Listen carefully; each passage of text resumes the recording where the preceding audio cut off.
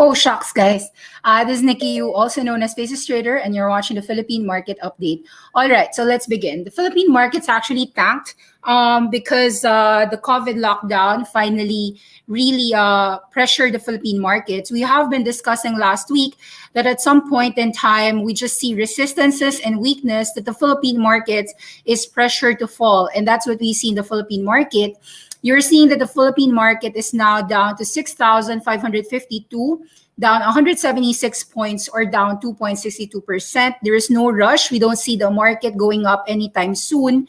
You've got your market value, 8.8 billion pesos, all to the downside today with about 207 decliners. It's a 90% down market. Foreign net selling is 1.12 billion pesos on the downside. Let's read the index. You've got Aboitiz Power, 2565, Globe, 1980.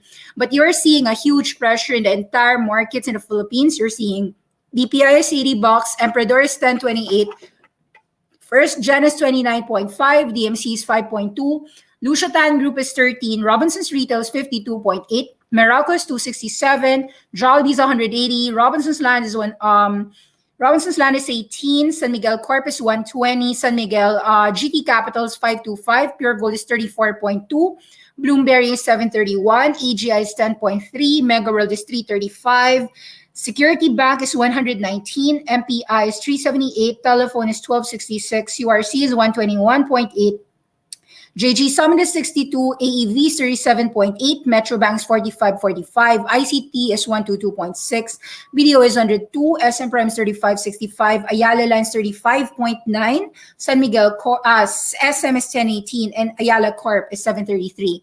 So we really see today the pressure of the US tanking actually just a month ago since January, February. And if you haven't caught our classes, we have free Friday classes that you can watch inside Awesome10X YouTube channel. Talked about the Nightmare on Wall Street. We talked about like Freddy Krueger, the Nightmare on Elm Street, adding it for the U.S. markets. And we see that with weakness in the U.S. markets, it's possible that it will translate as well in the Philippine markets. Add to the fact that the Philippine markets also has a personal problem, which is the COVID lockdown. So Quezon City has already banned a lot of entries, and that would pressure a lot of your people to actually resume their work.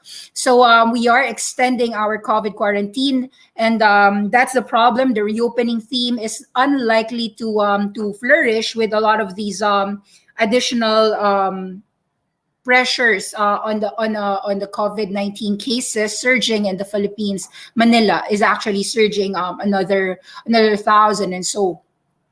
Now, you also see that in the U.S. markets, last Friday, actually just about 2 days ago, in Friday, we gave a class what to do in retarded markets. And our answer is to hide in cash and wait it a while and see whether you can actually get opportunities in a lower trajectory in the market, lower highs. A lot of pigs will get slaughtered. And so I wore red because I think that we're going to have a red month for March, April, and perhaps May. You'd see volatility, definitely. It's going to be not always red, but predominantly you should be seeing more reds in the market, very little greens. We saw froth and extensions have been sold down, dead cat bounces, sold down. Let's take a look at how big the selling off of your non-speculative names are. You can see that the top traded names continue to be your Dito, Merrimart, FA, and Asen, but it's all on the downside. So your APL is also down on the downside. And what's very glaring here is that it is unlikely for any of these names to ever resume going higher. It's just going to keep on going down. Any rallies are going to be sold and then down. Rallies going to be sold and then down and down and down and down. So your Dito Telecom is 985, Merrimart is 454, FA is 2.1, Asen is 6.77, APL is 18.8, BHI is 8.5 cents, Ayala Land is 35.9. You could see a slew of red. So it's obvious that all of these Non-index speculative names have seen their top, and it's only going to get worse in the next few days. Any rallies would continue to be sold. So I think that's short and sweet. We can actually end our program now. But let me answer a few things. Since the US sell-offs are recovering, how do you think the Philippines will show signs of stabilizing recovery? Actually, the US market merely exhibited a lower high. It is not considered a recovery. The US sell-off is just a lower high, and it's not yet over. You could see actually potential new highs or new lows.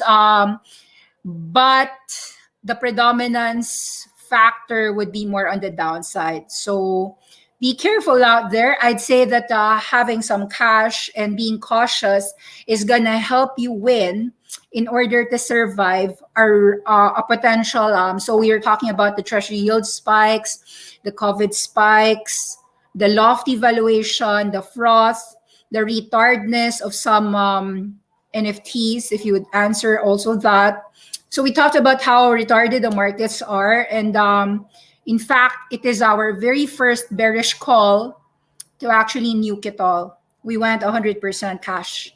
Thank you very much, guys. And watch and subscribe and share Nikki's Awesome 10X channel. Philippine market update ends. Then let's go to the global market update later. Bye.